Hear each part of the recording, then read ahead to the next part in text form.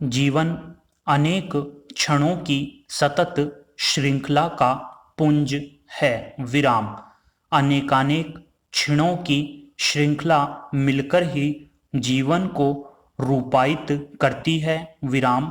सामान्यतः दो स्तरों पर यह क्षण श्रृंखला जीवन के विकास हेतु क्रियाशील रहती है। विराम।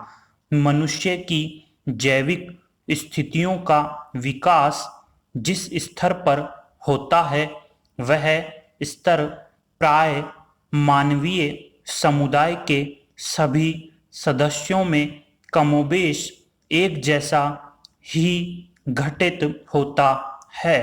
अर्थात शारीरिक एवं जैविक स्थितियों के विकास हेतु जिस तरह की क्षण श्रृंखला स्पष्ट होती है वह सभी के जीवन में एक जैसी ही दिखाई देती है। विराम।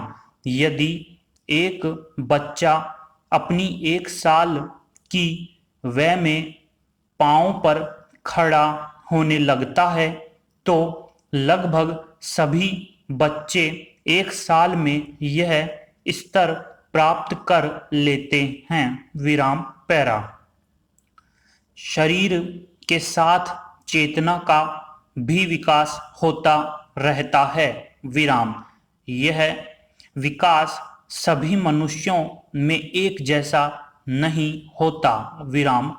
चेतना की दिशाएं अलग अलग होती हैं। विराम। उन दिशाओं में अग्रगामिता का क्रम भी भिन्न होता है। विराम।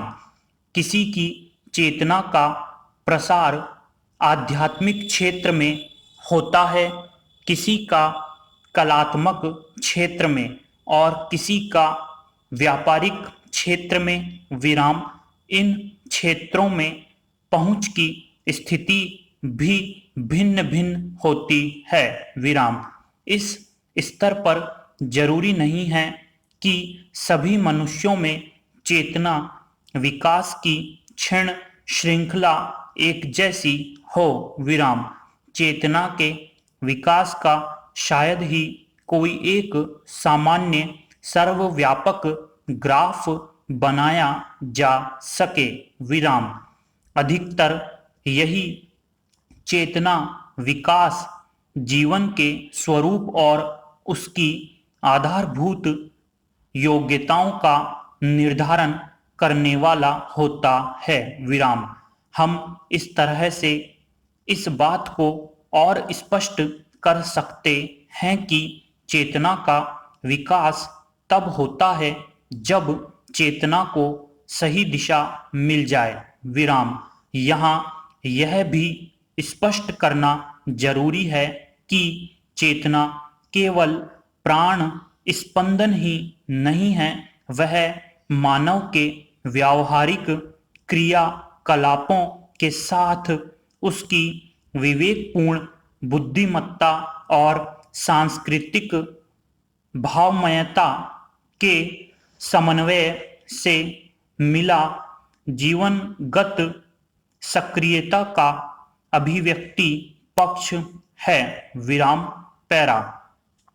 भारतीय दर्शन के अनुसार इस तरह की चेतना अनेक जन्मार्जित होती है। विराम।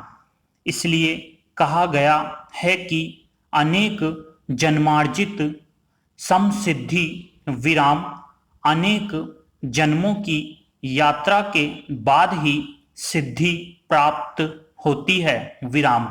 पुनर्जन्म में विश्वास करने वाला दर्शन यह मानता है कि इस तरह की चेतना शरीरपात होने के बाद भी आत्मा के साथ संस्कार बनकर सदैव क्रियाशील रहती है। विराम। यदि इस तरह से विचार करें तो जो मानव जीवन हमें प्राप्त हुआ है वह आदि और अंत रहित एक मध्य की स्थिति वाला कालखंड है जो अपने पिछले जन्म के अतीत से भी प्रभावित है विराम। इसलिए अक्सर यह मान लिया जाता है कि जीवन में जो अनायास घटित होता है या जो परिवर्तन आता है वह पूर्वकृत शुभाशुभ कर्मों का परिणाम होता है विराम।